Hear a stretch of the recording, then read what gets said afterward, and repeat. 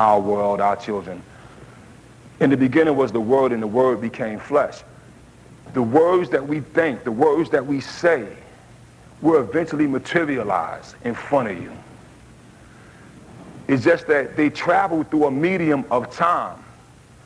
So sound travels at a certain speed. I don't know if I can get too scientific, but I just want to give you this. Sound travels at 1,120 feet per second.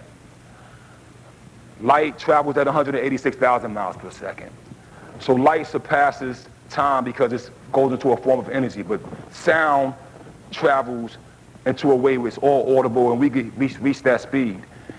These words and these ideas we think about, which are transmitted by our thoughts, travel at 42 billion miles per second. So in order for these thoughts to materialize, it takes time because they're so ahead. Pluto is 3,680 million miles from the sun. I could think about it like that, but to get there, nah. The Earth, 93 million miles away from the sun. Just for light to reach us, it takes 8 minutes. So the same thing with our thoughts. Now, the trick of it is the word becoming flesh. If we keep thinking of all these negative ideas, eventually, time is going to produce it. There's a famous hip-hop artist, and it was a friend of mine's, and one of the greatest hip-hop artists of all times, called Biggie Smalls. His album was called Ready to Die.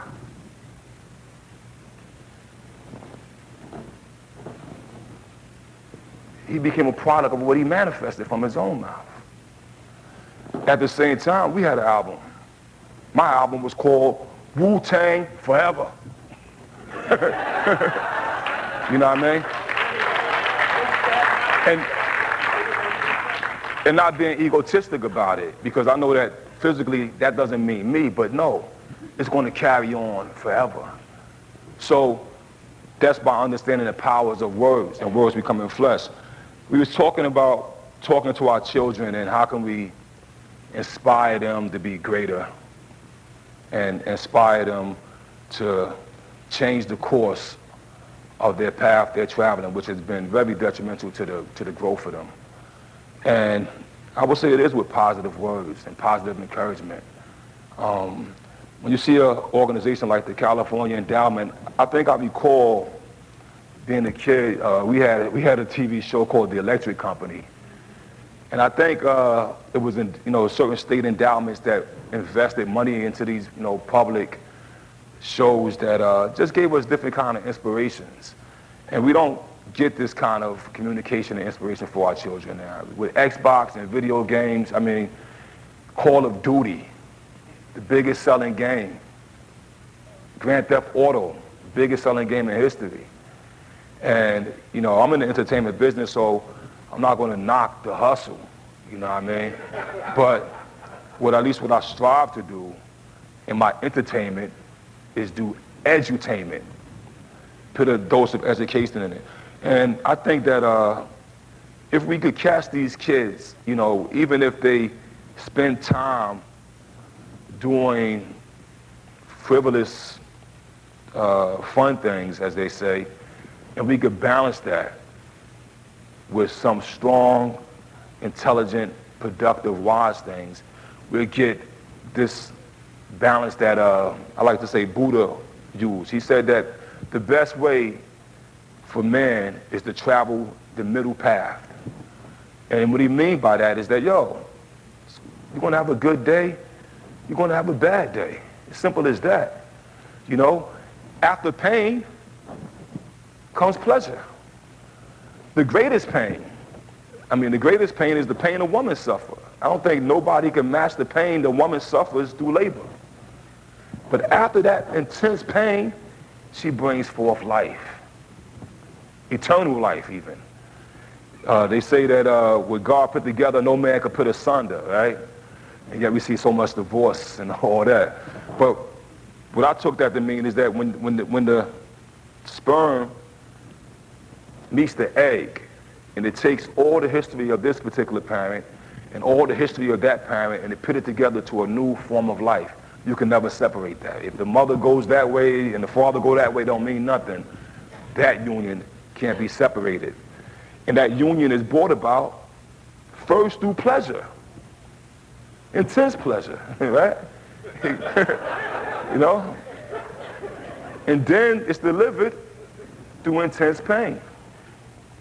So pain and suffering and joy is part of life.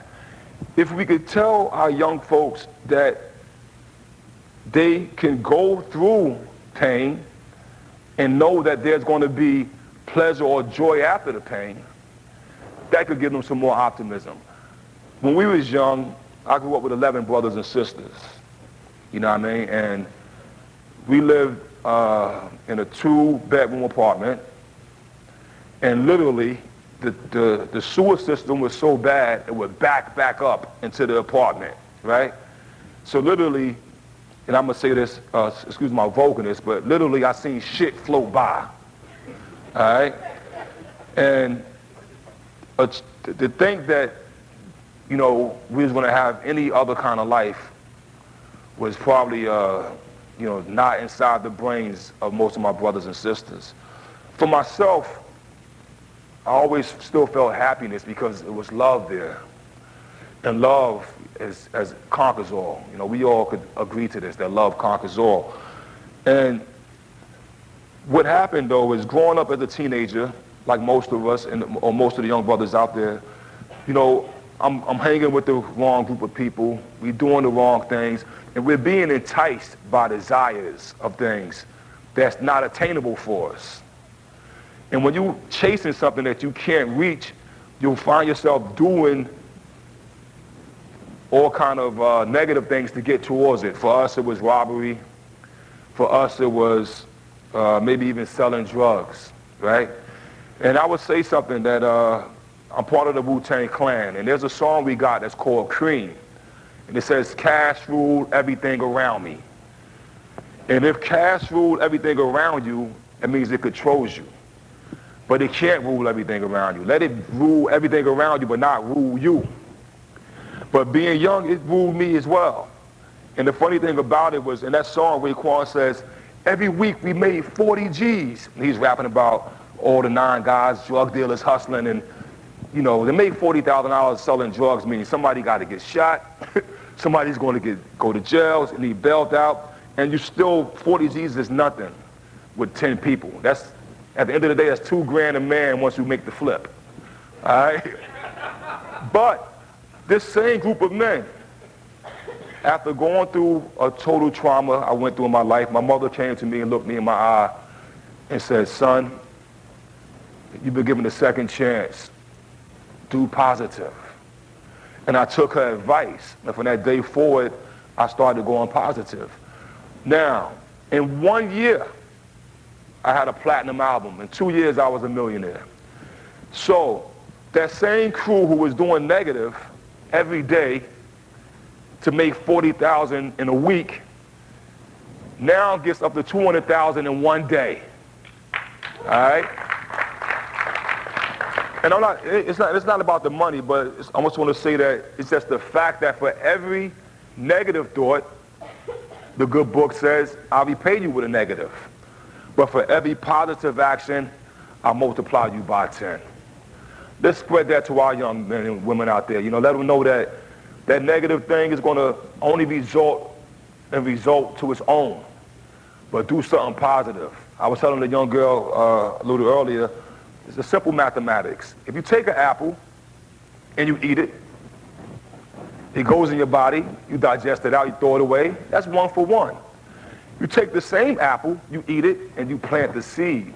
Boom, you got a tree, an orchard, all right? And that's why we got to be fruitful and multiply. Let's share that with our young people, all right? My name is RZA from the Wu-Tang. I think my time is up here, right? So I want to thank once again the California Endowment. Courage, health, so important.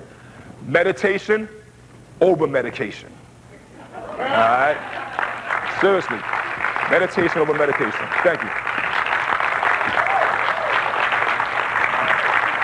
All right. I'll shake your hand, brother. Thank you for inviting me.